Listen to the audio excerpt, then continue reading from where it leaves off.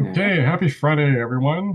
Welcome to the second session of Edge Masterclass. It is February. We're going to be covering summer programs today and all types of planning around it.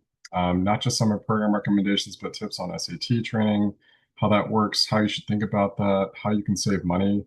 Um, Knowing when to spend on a boot camp versus not, I think is an interesting decision. We're going to be talking a little bit about volunteering, how to really utilize the summer to do that well, especially because because the school year tends to be very busy. Students don't really have a whole lot of time to do that nowadays, I've noticed. And some, little tricks that really make a big difference, especially when the school year starts. Yeah, without further ado, let's get into it. I'm going to go and share my screen and run through a couple slides. I strongly recommend taking notes. And again, if you have questions, post them into the chat. But yes, without further ado, let's get into it. All right.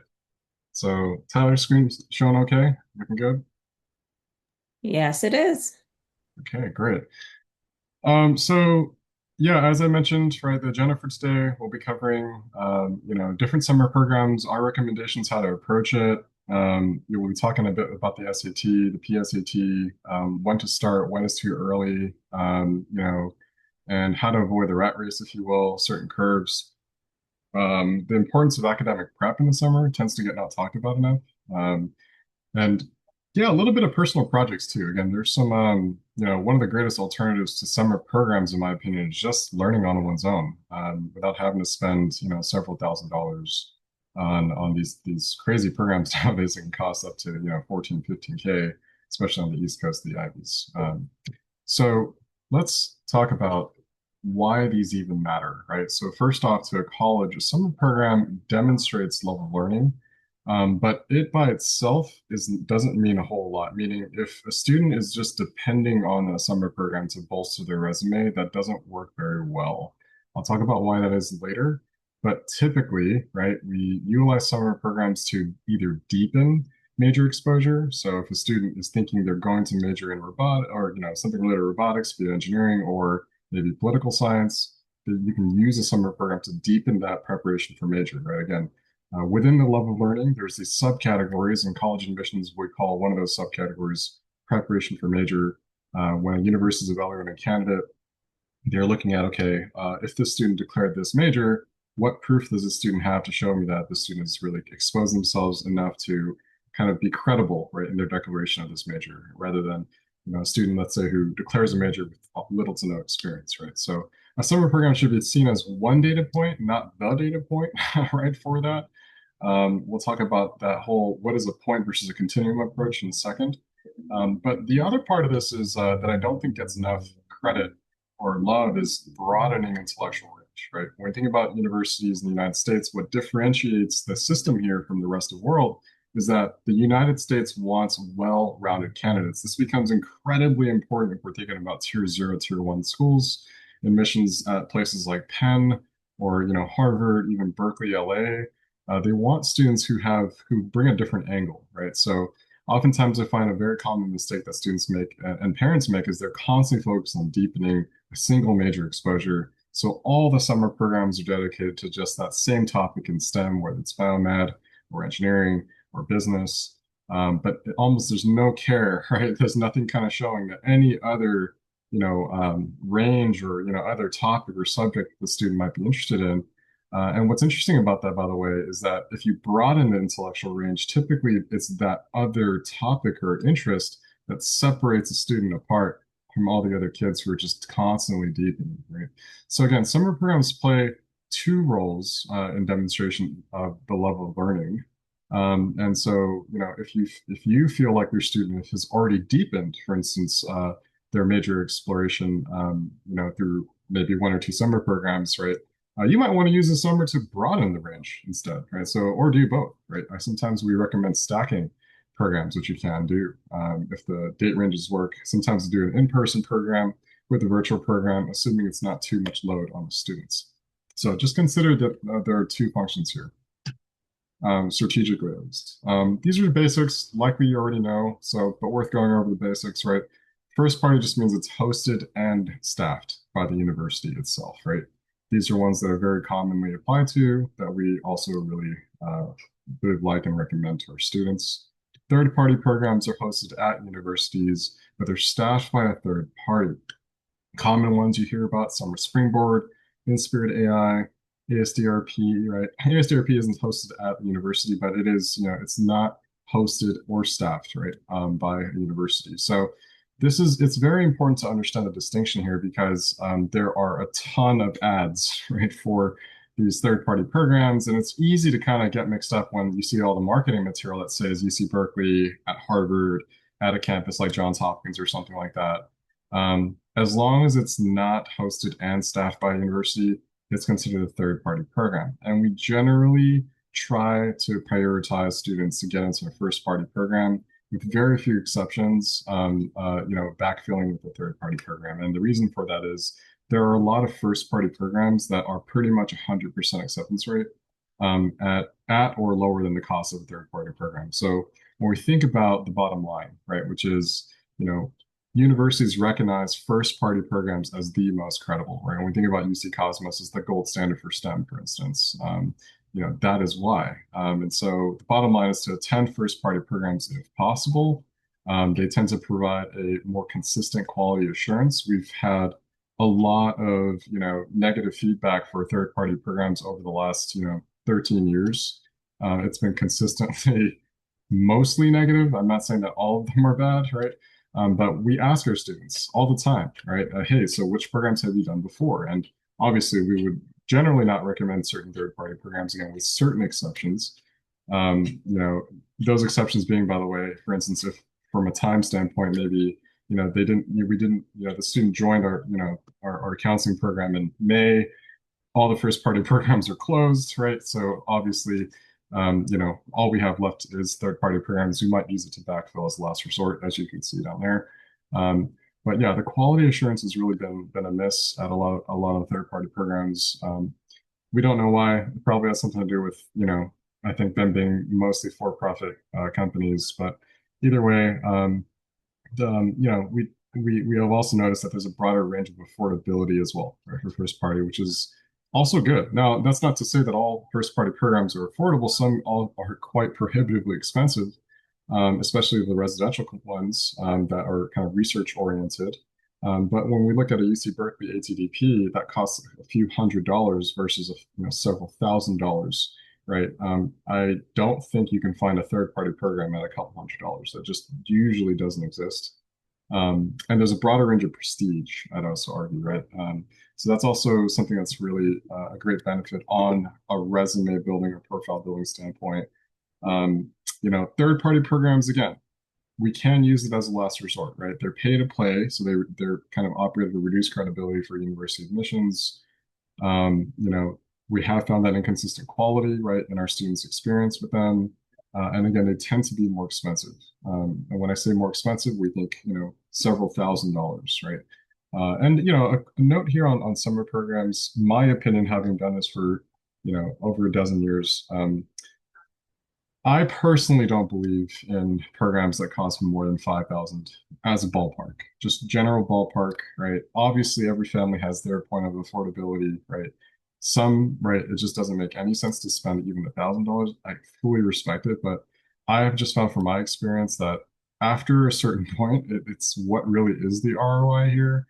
And, I've kind of found it's kind of obscene past $5,000. So long story short, if you're looking for what is too expensive for what's versus what's reasonable, well, if you see a price tag that's over five, you should really start, asking some hard questions about is that really worth it?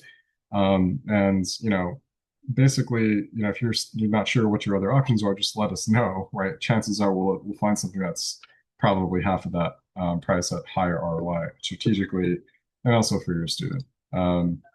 So yeah, here are some of our favorite first party EPPs. EPP stands for Educational Prep Programs, kind of the old school college admissions term. But yeah, we know some of these already. What I really like about after Cosmos, everything there, they provide both science and non-science subjects, and so they really provide a great range. At UCLA pre-college, why I like that one over the other ones here is that you can take two classes, for instance, through the pre-college program, which allows you to deepen the major that a student is already kind of thinking or leaning towards while exploring something else, or double down and deepen, right? That tends to happen for a student who's discovering their major in the 11th grade. So maybe they want to just really kind of double down on major preparation through coursework, right? And it's also important to note that some of these options come with college credits. So UCLA pre-college SCIP program specifically, you're taking college classes like a college student already is. And so, in a way, right, yeah, we're paying for this program now, but it's also going towards a bachelor's degree, likely, right, towards, especially if the student attends any UC, a UCLA class will likely articulate across the board for all UCs, obviously with certain rules and exceptions, but generally speaking, at lower div range, which is any course code that's high schooler can take, you're basically paying towards a student's college completion or degree. So in that way, right, it's kind of affordable because you're not really spending any extra money than you already would if you plan on, funding your student's college degree, if you will. So, but this is also listed in order of selectivity, highly selective to less selective. UC Cosmos, right? Everyone wants to get in, but it's incredibly difficult. You can be the valedictorian of your school and still get rejected from Cosmos, obviously. SRA, RMP operate the same way. RMP is more rigorous. SRA is kind of younger cousin, or smaller cousin, if you will. We do recommend applying to both of those, are both still open for application in case you're curious and you want to get some research type oriented type of program or experience. That's a good one. And again, available for non-STEM students. So SRA has some topics that have to do with, let's say, politics or things that aren't biotechnology, for instance. So a great one there. Same with ATDP, very nice range. Now I would consider it target safe. It used to be a safe program to get into, but it's not really guaranteed anymore as it used to be about 3-ish years ago. UCLA pre-college is still, I think, the safest program, right? So after a student finds out their results from the top three, we tend to make the decision if we need to apply to another one, we'll go for UCLA pre-college or maybe a Berkeley or some other summer sessions, right? Which again is pretty much near guaranteed of acceptance. And this one, a lot of people don't know about. It's free, which is amazing as far as I know. But the Academy of Art, even though it's the Academy of Art located in San Francisco, they've been operating this wonderful free program that exposes students to all types of different fields of media and art. But specific to engineering candidates, they offer a car and motorcycle design class, as well as a product design class, which introduces students to prototyping, CAD, right? They get, and it's on site this year, by the way, their product design course in San Francisco, where students can really interact with product design, prototyping for multiple generations of products, which is a very great exposure, hands-on learning, exposure to engineering, entrepreneurship, and art and from a design standpoint. So very interesting stuff. I've tended to find that students interested in engineering or art, some type of media studies, this is kind of a cool angle that doesn't cost anything. Historically, it's been a free program. They also offer virtual classes as well. So a great one to stack, like maybe a student is attending ATDP in person, they can stack it with a Academy of Art virtual course that's online. So yeah, and really quick on that, right? You can stack some of these programs with other things. So maybe if there's something else that obviously is not on this list, right? If the timing works well, you can stack it. Or you can create kind of a seasonal thing where it's like during June 22nd to July 3rd, there's one kind of program and you follow up with another program. But in general, I recommend just kind of going for one program if you can to deepen a major exploration, and then choosing another involvement, whether it's Coursera or edX or maybe Academy of Art, right? To kind of like broaden kind of that intellectual range. So that way, the love of learning, can quickly grow along what I call 2 or 3 routes, right? There's now kind of your primary route in your major, then you also have these other routes of intellectual curiosity that you've also kind of expanded down the line. And so, really quick, a word about private school summer programs. A few, right? I mean, a few, and just not even private school, but private summer programs, meaning ones that are not hosted or staffed directly by a public institution like the University of California. Look, most of these cost a lot, right? When I say a lot, it's over $5,000, as I said earlier. Some parents don't have a problem with that. Some parents do.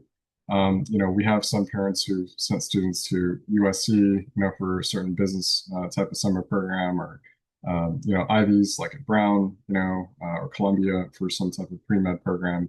That's fine, right? If that's within your budget, just understand that generally, I like to use some of those later in the game if we're going to consider that, like, and we have the budget for it, and we're thinking ED, to, a private university that's highly selective, right? ED is an early decision. We're trying to really show them that we're familiar with the school. Maybe we're using the summer program to develop relationships on that campus. Again, it's a very, very specific case, right? But yeah, I might use a private school summer program in that specific instance. It's rare because these do cost more.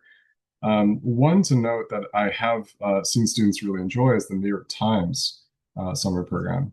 That one tends to be a great experience for students, even ones who aren't, majoring in creative writing or something. It tends to be a great experience for students who are just interested in critical thinking and just improving the writing skills. But yeah, in general, I'd say, the ROI from doing a private program is not that great because of its the high price tags usually. Now, I will throw a shout out to one program in particular that is year round, actually. It's Johns Hopkins University. So JHU has a program called Center for Talented Youth, or CTY. And the CTY program is solid, right? It offers classes, I think, for most grades. I think it's even as early as eighth for sure. And there's a whole range of topics, that a student usually wouldn't get exposure to, at school. So feel free to Google search Johns Hopkins CTY, and you'll find some good stuff there. And it doesn't cost an arm and a leg like most, private school offerings do. So just a word on private school summer programs. If you're interested in any and you want us to do some vetting on it, due diligence on it, feel free to send it over and we'd be happy to offer some of our thoughts. But yeah, we've been getting a lot of questions about these. I've noticed, like, hey, what do you think about this? Or hey, what do you think about that? And our general answer is let's go for first party public programs first. They cost less, they have much higher ROI, especially if you're in state. It's really hard to beat the strength of the UC programs. There's just so many of them, and there's so many different types, right? So a quick note on what colleges do not expect. Right. And I think this is important to understand because, well, basically, this can really kind of get in the way, I feel like, of actually, helping students get the rest that they need over the summer, making us feel as if we're not doing enough. Maybe a student has already done, UC Cosmos, right, or ATDP, and we feel like, you know, do I need to do more, right? And I just really want to clarify that colleges do not expect high schoolers to get internships. And I put these in quotes deliberately because so many summer programs are starting to market themselves as internships, right? And I've never, that's always been, ridiculous to me because an internship is equivalent to a work experience that, at least in California, you're legally required to get paid for. Right. So, if you're not getting paid for something, I just don't believe you can call it an internship, in my opinion. So, in other words, if you're being marketed some type of internship that you have to pay for your student, just it's not an internship. I'll just stay right there, right? Like, so colleges don't expect students to get internships. They're 14, 15, 16 years old, you know, barely 17, right? College students can barely find an internship nowadays, especially with the job market changing with AI and all that stuff. Why would college admissions undergrad expect high schoolers to not only take six classes, prepare for the SAT, do sports, ECs, and find work experience? It's mind-boggling to me. So this is a myth that I think we need to work together as a community to squash. It's just not okay. And it's really not okay that the industry is trying to profit monger off of this fear, right? This fear of missing out is, oh, my student needs an internship. So instead of saying internship, I actually encourage all of us to refer to them as, if indeed it is a learning program, let's say like Cosmos, right? Or even SRA, Summer Research Academy at UC Santa Barbara. That is not an internship, right? Or if you go and look at Stanford and they're marketing some of their programs as an internship in cardiothoracic surgery, if you have to pay for the program, it is not an internship. And so let's talk about those as learning programs or educational programs, right? Or EPPs if you want to refer to them as that, again, educational preparation program. Likewise, colleges don't expect high schoolers to get research experience, right? So things like ASDRP and even things like RMP at UCSB, which is a highly selective research mentorship program, um, even though that's offered and available, colleges don't expect high schoolers to be researchers, right? Again, they're barely 15, 16 years old, right? PhD students, right, who are much older are the ones who are conducting research because they have the domain expertise, the know-how to actually bring the knowledge to advance knowledge. That's what research is, right? Is to expand upon existing knowledge. High schoolers are still in the phase of their lives where they're developing rudimentary knowledge. They do not have the depth or the breadth yet to expand upon existing knowledge, right? Now, that's not me saying that a student shouldn't get research experience, right? If a student wants to experience what research is like, we fully support that, right? It's just understand that colleges do not expect it as a prerequisite for college admissions criteria, right? Now, there are very few exceptions to this, right? Certain Ivy League schools, yeah, if you are a bio or a chem major, on some of their pages have expressed it is a plus if you have some research experience. And that's understandable because those tier zero schools are very strong research institutions with Nobel, Prize winners in their categories of science and economics and things like that. But again, that's a very, very small subset of schools, and typically taking in students who have, a lot of resources to, and come from places where maybe they had greater access to such experiences. So again, if a student is interested in research, right, and we find a lot of our students are, we help them get experience and exposure to that. And if they really want to, go further in research, then of course we'll help them apply for certain programs, and they're year-round programs that expose to research nowadays. But I just really want to establish this is not an expectation, right?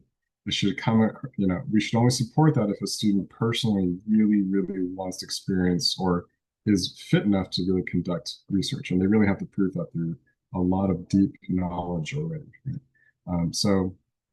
Quick tip there, I guess, if your student expresses that they're interested in research, ask them about what, and then ask them why 5 times. And if they're not able to answer why 5 times, chances are they probably haven't done their research. Right? So, yeah. And a quick test that I like to administer is if someone tells me if they're interested in something, let's say it's neuroscience, immediately I say, okay, who is a thought leader and author you follow, right? And if they're not able to name one, like let's say somebody like Robert Sapolsky, right? Like I just don't believe it. You have to earn that opportunity, right? You can't just be entitled and say, hey, I want to do research. It's like, well, that's like, yeah, I want to go play for the NBA. A lot of people want to, right? But did I earn it, right? Am I there yet? Did I deepen my experience and my knowledge yet to earn that position, that opportunity? Um, and lastly, yeah, I think work experience, especially related to one's major, right? I had a student the other day asked me or expressed, hey, they might be interested in going working at Cold Stone, right? Completely okay with me, right? For that student, they just wanted to get some work experience. I have no problem with that as long as it doesn't get in the way of the rest of their lives or academics. But there tends to be this craze of, okay, my student's interested in computer science. I need to find them like an internship or work experience at XYZ company, right? Again, not an expectation, right, for undergraduate admissions for these 15, 16-year-olds, right? What undergraduate admissions is really looking for is genuine love of learning, right? Through reading, through conversation, through experiences and experiments, right? And personal projects, right? Summer programs, maybe some additional coursework, right? Not too many. That's what they're looking for, right? So let's talk about a few strong alternatives, right? In case, let's say, okay, whether summer programs are out of budget, whether the student applied to just a bunch of reach programs and didn't get into any, right? What are some pretty interesting, some alternatives? The first one I love is personal projects. And you can do these virtually for anything, right? Whether I'm interested in policy, and then we can help a student draft a white paper or a policy proposal that they can pitch to police departments all across the Bay Area. It's one that I'm working with the student on right now. Whether it's a short list of engineering projects using Arduino or Raspberry Pi, right? That really demonstrates that kind of real world application, right? We've had students here create mechatronic arms that can lift 500 pounds to solar powered lighting sources for stop signs at night, right? To really kind of safeguard the public, right? And pedestrian traffic. There's all kinds of stuff that we can just do with that almost costs nothing, right? Like an Arduino kit costs $60, right? Some even less on Amazon. And you can build thousands of things, right, with the Arduino kit. And so if my student doesn't get into, say, UC Cosmos, right, it's not the end of the world. In fact, sometimes it's like, well, I can do a lot more with less. Or I can combine, right, a summer program with a set, of personal projects, whether it's in STEM or in the social sciences, right?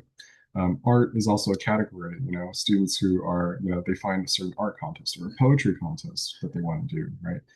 I would also qualify some of those as kind of, outside of the box, outside of summer program things we can do. And I wanted to say really quick, it differentiates students from others, right? All the other kids are harping on what programs they did, right? But the kids was like, well, I actually started just doing stuff on the side for fun, right? And here's the list of what I did, and here are the artifacts of what I did, and here's the blog that I created to document my pathways, my learnings, my challenges, my failures, and how I overcame them. The latter is a lot more fruitful. It's a lot more wholesome. It's a lot more genuine. And by the way, it costs less, right? But I will admit, right, not every student has the self-drive or the discipline to actually see those through, especially if they're seeing this as a purely transactional thing, right? I mean, the student shouldn't dive into personal projects to look good for college. They should take on personal projects because it's fun, right? But it is a very strong alternative to summer programs. And interestingly, beyond reading and beyond, taking college coursework, which, by the way, I think we need to be very careful about. I think students are taking more community college courses than community college students are nowadays. And I mean, by that, I mean high school students. You know, we can do that sparingly, but I think it's a really good time in the summer to focus on this thing that tends to get neglected during the school year, right? Which is volunteering and leadership. And I put "and leadership" here deliberately because, this is a great time, especially if a student has been serving in an organization. Usually, the summertime is a great time to pitch or implement some new thing, right? At UC Berkeley House, we call this challenging the status quo, right? So, in every organization, in every endeavor, especially in nonprofit or service organizations, there's something that can be improved, almost always, right? And so summertime is a great time to potentially come up with an idea or implement one, right? Or both.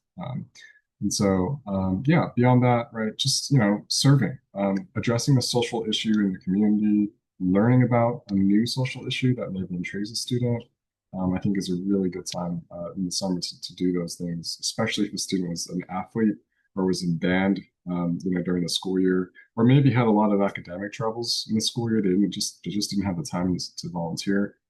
Summer is a great time. So you can think about an alternative summer program slightly differently from the summer program. Right? We tend to think, oh, I have to find something in bio. If I don't find something in bio, like it's over, and that's just not true, right? We can always take a bio class and maybe do some experiments on the side or volunteering leadership as well. And I like to give fun examples. I gave some for engineering earlier. Chemistry and biology, I have a few as well. I'm always brimming with ideas. One that I think would be great, and if one of your students here is interested in submitting for a science fair or something like that, bio or chemistry, right, or nutrition, this is a good one. So there are pesticides that have been found in our organic breads, right? If you have ever eaten Dave's, bread or any bread that you typically find at Costco or Target. It turns out there's been levels of pesticide even in the healthier breads, right? I challenge a student to find out to conduct a broader experiment, right? What are the average levels of these pesticides in all breads, right? And what does that mean for us consumers, right? How many units of these things are we moving through Costco? And maybe I'll go one step further. Maybe I'm going to have an economics potential major partner up with that chemistry student, if you will, right? And the economics major should probably tell me, I can challenge them and say, hey, what is Costco or Target liable for? Right? If they're knowingly selling us these products that contain pesticide, right, which undeniably leads to things like cancer, by the way, and a whole range of other ailments, right?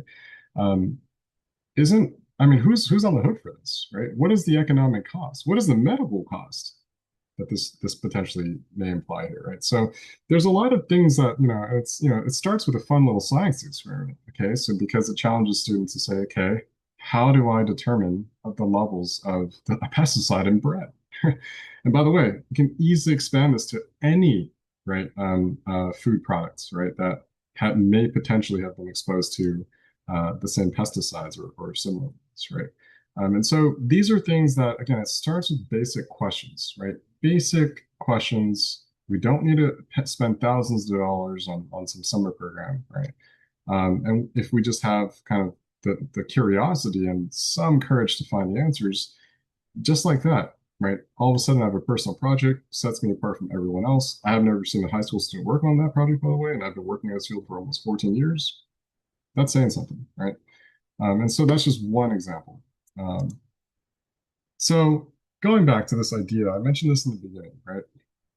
When a student relies or a parent relies on the summer program, right? Why? Because we get here psychologically because why? We hear that a student has to get into a summer program or a summer program makes a student look good for college, right? That is not true, right? Colleges do not look for ECs. Colleges look for qualities. I'm going to repeat that. Colleges do not look for ECs. Colleges are looking for qualities. What are qualities? Character attributes, character traits, right? Right. So when we think about character traits that we typically see, we think of kindness as exhibited at UCPIQ 7. When we think about persistence or the ability to overcome obstacles that are non-academic in nature, we think about UCPIQ 5, right? We think about creativity, we think about UCPIQ 2, right? Or expression, right? Artistic expression. We're looking for qualities, right? I think it's so easy though to think, no, but they're looking for ECs, they're looking for a number of hours, they're looking for a number of summer programs, they're looking for published research experience, right? That's what we call a very misguided checklist approach, right?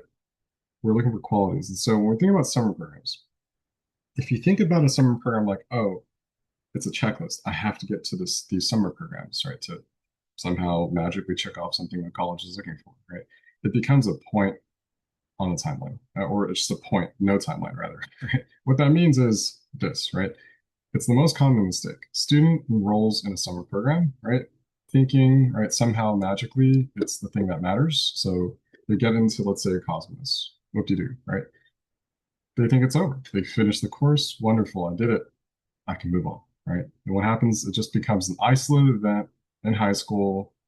It's a point, not a timeline, right? The most common mistake, I'd argue, it's you spend all this time getting into this program, you spend all this money doing the program, and you just wasted the biggest opportunity to make it a timeline, or what I call a continuum, right? A student enrolls in the summer program to further an interest that they already had, right? And so I'll talk about what that means in a second. And then what happens? Student continues to build on this experience after the conclusion of the program to develop this continuum that appears a lot more genuine, right? And little things, for instance, what do I mean by that? How does a student continue to build on an experience that they had at Cosmos? How about listing out questions that they potentially developed during the program? Staying in contact with their instructor after the program, if allowed. If not, talking to their teachers at school about those questions, how they can find more answers. How about that? What do students typically talk about teachers or talk about with teachers? Their grades, assignments, tests. Very rarely does a student talk to the teacher about things they're just genuinely curious about, right? Staying after class, like we used to do in college, right? In office hours, right? High school students very rarely talk to their teachers about genuine topics of curiosity. But if they do, that makes them puts them on an argument of 1%. 1% of what? Students who are genuinely curious. And students who are genuinely curious, teachers really like. I've seen this time and time again, right? In my time working with students, but also myself having been a student, especially at UC Berkeley, but in high school as well. Right? If you show a teacher that you're genuinely curious about something, they're going to like you more. They're a lot more willing to write you a letter of recommendation down the line for summer programs and or college applications, right? And not going to lie, they'll probably just be a lot more willing to give you A's, right? If you got an 89.9, right? But all I've seen from you is that all you're interested in is a grade, they're not really going to be interested in helping you out there. But if you're that kid who really, really showed that they were curious about something, yeah. So I know it sounds crazy, but the summer program can be a lot more than just an isolated event. It could be this thing that really kind of helps a student power this broader narrative and continuum, right, of intellectual curiosity. And so related to that, before the summer program, I even recommend students to at least to do some light reading, right? If it's let's say someone gets accepted to the UC Santa Barbara SRA research track, and I don't know, let's say some topic related to the, human rights policy or something. What can I do to kind of create that continuum that starts before the program? Can I maybe start some reading on it? I'm not saying you need to read, books, right? But who's the thought leader on this? Who's the teacher who teaches this course? Can I find out more about that person? What have they read? What have they researched? What have they published, right? Let me, that way when I get to the course, I'm using the course now. I'm really intentional about how I use that course to really, really make this an experience that is broader than just the program. And again, these programs tend to only last like 2, 3, 4 weeks tops, right? It's not a whole lot of time, but if you really learn it, stretch that out, you create this beautiful story of genuine exploration. So I really want to, encourage this approach because I really find that the obsession tends to be about summer programs and really nothing else. So really quick, another note, right? Let's also encourage us to think, hey, let's maybe not always think about summer programs as a way to deepen my major readiness, right? If I were to use a summer program and maybe diversify my intellectual range, that might be the easiest way to differentiate my student from all the other students who are doing the same stuff related to the major, right? So again, you can utilize a program, for instance, like UC Berkeley ATDP. Maybe you did it before. Maybe you did UC Berkeley ATDP before for advanced biotechnology or intro to biotechnology, right? Well, a lot of students are like, well, I don't want to repeat it again because I feel like I've already done it. Well, what if I did ATDP again, but in a completely different domain, right? Now it demonstrates that range, right? I can really take advantage of a program, in a whole different way. Right? So that's one way of thinking about it. Couple of things, and I'll talk about some of the SAT stuff in this slide as well, because I think I forgot to print it out. But basically, ultimately, right? And again, this is sad. Summer's kind of become this hyper productive time all of a sudden. I remember the days when a student was kind of just expected to go play with their friends and just basically relax. But now with all of these expectations on students, that it's never ending, right? Kids they have homework over the summer already. They have stuff to study for in the winter break. The finals typically.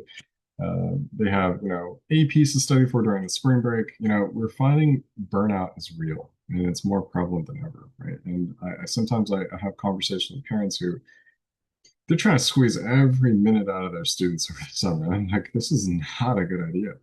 Especially when we're thinking about after these long years where students are growing through so much growth. They're tired, they're exhausted, right? We really need to make sure that we make time for rest for our students, our kids, right? If we don't, it really jeopardizes their health, literally their biological health. As they go into the new school year, they feel drained, right? It's not a good position to be in. That usually reflects on lower grades or worse. I've seen anxiety, panic attacks, right? All kinds of bad stuff that happens towards finals because they just never got the proper time to rest. So a simple way to do this is if we take applying the summer program so seriously, I'm going to challenge everyone here to take setting time aside for rest equally seriously, right? How do we ensure that our students are getting proper rest over the summer? I know it sounds ridiculous.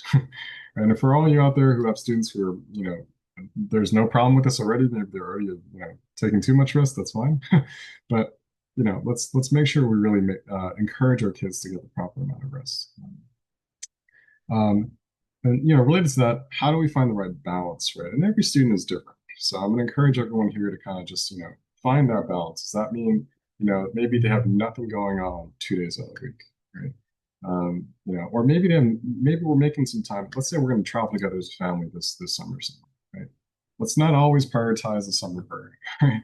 Let's also equally prioritize, hey, time together or time, to really recharge. And lastly, this is the most unspoken of topic, right? making sure students are prepared for likely difficult courses, right? Um, a great example of this is 10th and 11th. Some students opt to take AP chemistry, right? They just finished chemistry or honors chemistry, and they're thinking the most natural path is to go into AP Chem. Why? Because they just took the class. Of course, they're going to be more ready for it, and it's just not true. AP chemistry tends to be difficulty levels ahead in rungs. I'd argue 3 rungs over honors chemistry, just because I've had so many students who've gotten double A in honors chemistry semester 1, semester 2. They're very confident. They don't really prepare for AP Chem. They go into AP Chem, they get obliterated. They're barely hanging on to B's, barely, and oftentimes worse, right? And so if I see that there are these difficult courses coming up, and this isn't just related to science, this is also true of, I would even say, like AP English Language and Composition, right? Just because a student got A's in English 10 honors doesn't mean that they have the chops to write well or read well or think critically, right? For a very demanding class like AP Lang. So you know your students best, right? And they know themselves quite well too. Are there any classes that might pose an issue? Right? Because the last thing you want is a student heading into the fall and they're in academic atrophy. They're just struggling, right?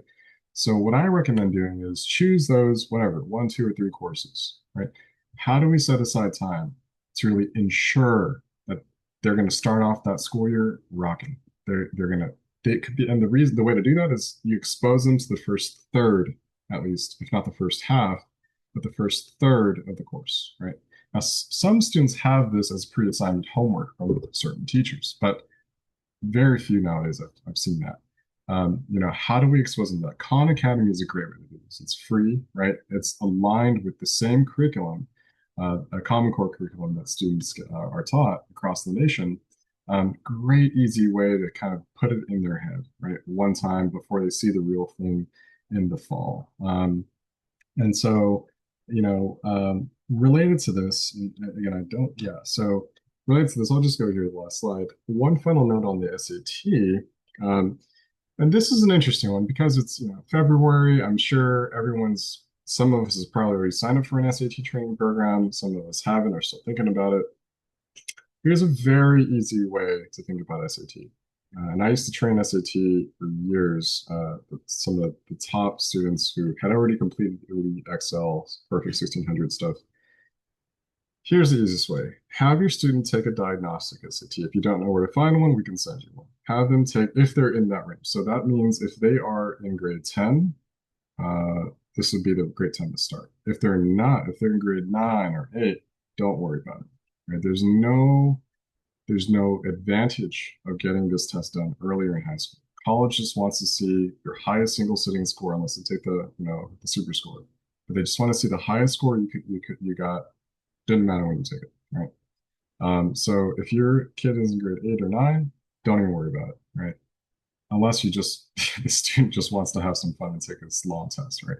But if your student is in grade 10, uh, have them take a diagnostic and see where they score. If the student scores 1400 or higher, first try, little or no prep, 1400 or higher, right? And another marker you can use that's somewhat equivalent to this is the PSAT score, right? If your student just took PSAT last fall, right, you can kind of use that as a gauge as well. If they scored 1400 or higher, right, on the PSAT or a recent diagnostic SAT, right? Again, that's that's similar or equivalent to today's version of it. I would say that they have a chance at breaking 1500 or their highest test score this fall. In other words, yeah, we can be a little bit more aggressive and go for some of those August, October type test dates, right? But if your student didn't score at least a 1400 at this point in time, right? Let's not rush to try to get that test done in the fall. The reason for that is, let's say a student, scored 1270 or 1300, right?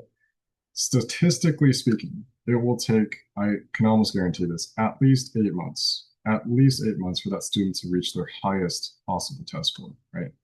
Um, in that case, am I saying that that student shouldn't train in the summer? No, that's not what I'm saying. I'm saying that the student shouldn't register for the fall test thinking that they have to score their highest test in the fall, right? Instead, right, they should think about, okay, maybe if I do take a test in the fall, I use it to what they call grease the groove. get a sense of what it's actually like in a test center, right? Physiologically, waking up on a Saturday morning or whatever it is, right? But not treating it like, oh, I have to school, right? But rather thinking more, say, okay, if I'm, let's say, a 1300 test score, going for a December test, maybe as my first go, right? Maybe even like, waiting until my PTs or my practice tests show me that I'm scoring what I think my highest is. And for some students, it's a 1450. For other students, it's a 1550, right? Every student's different. We respect that. But, not kind of falling in line and saying, okay, everyone else is doing these boot camps, right? I need to do it too because my student has to take the test in the fall. We need to think about our students as unique individuals, right?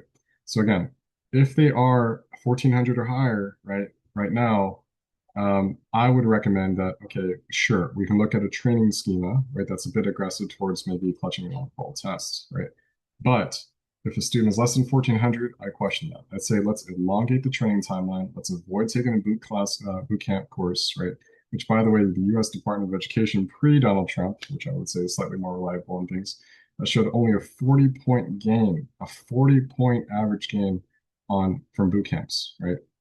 Not great because they stick kids in the class and they just make them take a bunch of tests, right?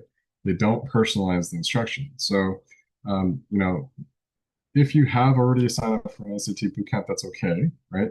Let's try to layer on some individual instruction, I would say, to make the most of those practice tests that they're getting. If you haven't signed up for a bootcamp yet already, I'd say, let's talk about it, right? Do we have a diagnostic score? If we don't, we can get one going, right? Now, members only here, we do offer limited spaces for SAT training one-on-one here with Joyce, who went to MIT double major. She is amazing. So if you're interested in learning more about that as an option, let us know. But that is, yeah, the final thought, because I think we tend to be unsure about how do we balance all this stuff in the summer, right? Do I have to do a summer program? I have to do an SAT thing. Where am I going to find time for, like, volunteering and pre-academic prep for the fall? The way I would organize in my head is this, right? Let's apply for summer programs, the ones that I'm most interested in right now. And there are still a few, by the way, they're open that we should, if you're not applying for, we should already definitely be doing that. Let's apply for them and see where we go. If we get into something, we don't have to go, right? But let's see where we get. If we get into something that looks good, sure, great, let's do it. Let's try to balance that with, say, okay, um, you know, okay, let's say I'm going to do level of learning. Am I doing anything related to maybe service, right, or volunteering, right? Because once I get that set, and by the way, if I don't get to summer program, how do I stay intellectually engaged? Again, thinking back to those alternatives, but not overfilling that slot. Meaning what? Don't plunge a student to taking 2 or 3 community college courses, please. Right? They deserve time to get proper rest. Okay. And by the way, there's risks that come with community college coursework. Right? For instance, getting a bad grade. And by the way, those community college courses are compressed, very compressed, right, in the summer. We're talking about an entire summer, a semester's coursework compressed into 6 to 8 weeks sometimes. It's brutal, right? And for a high school who's not ready for that, that can be actually the worst possible thing that they do, right? So certainly very little learning is going to come out of it, I'll be honest with you. So don't assume that that's like, oh, it's going to be fine. It's going to be easy. Not always the case, right? But siphon off some time towards learning, siphon off some time towards service, right? And siphon off proper time for rest, right? And in the learning category, I'd even say that includes the academic preparation, right, for the fall, right?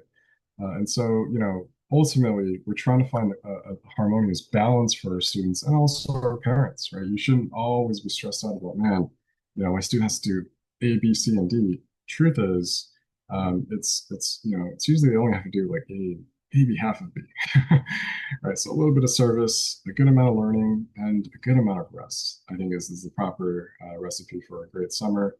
And if there's something easy to remember that we used to say a lot to students, it's this: it's learn something, serve something, and try something, right? Every summer, if you're not sure, right, students not sure what they should do, one, how do we learn something? Meaning, take something I already like, push it a little bit further. That could be a summer program, that could be a course, that could be just reading a book, that could be asking questions, that could be a personal project, doesn't matter. Just what is something I already know I like? How do I push it a little bit further? Right? Serve something. What is a problem in society or my community, or who is someone I feel like really, really needs the help? How do I go find that? Right? idealist.org, right, is a great way if you want to look up for volunteer opportunities. You can do that yourself, right? Idealist.org, right? Hover over volunteer and you can adjust the filters. Right? There's tons to do, right, for people all around this nation, certainly in our communities. So that's an easy way to kind of explore. And last one is the fun part, right? It's try something, right? And that doesn't have to be academic, right? It's just, students have a sense of adventure and they're certainly exploring their identity at this age as adolescents, right? How do we help them just explore something new, have some fun, right? And that try something could be maybe going to a new place, right? That try something could be maybe trying a new skill or sport or instrument or whatever, right? Keeping things also light and fun, right? It's really, really key to recharging of the spirit of our children. And hopefully I think ourselves as families and parents too. So that's today's concludes today's masterclass. I hope it was informative. If there's anything you need, feel free to contact us. And I'm gonna just check the chat. Tyler, is there anything in the chat that maybe we want to address? Any questions or topics? Nobody's asked any questions, so if anybody has any questions, please do feel free to drop those in the chat or in our Q&A section. A couple of things I just wanted to note to provide a little bit of clarity and context. Sometimes with those summer programs, even the ones that are still open, they may be age restricted. And so that's always a good thing to bear in mind is that sometimes with the more age restricted programs, those are also the more competitive programs. So one of the things I like to encourage my students, my families to think about when they're selecting summer programs are if we know that we're interested in this particular track of academics, what are some of the earlier programs that can set me up for success in later programs, right? So, if your student is one of those students who's really afraid to leave home, an overnight program might be a little bit too much for them as a rising ninth or 10th grader, but that might be a good thing to try when they're a rising 11th or 12th grader. Thanks so much, Tyler. Thank you everyone for joining us. And yeah, happy Friday. If you have any other questions, email us. Otherwise, have a wonderful, great rest of your weekend. Thank you.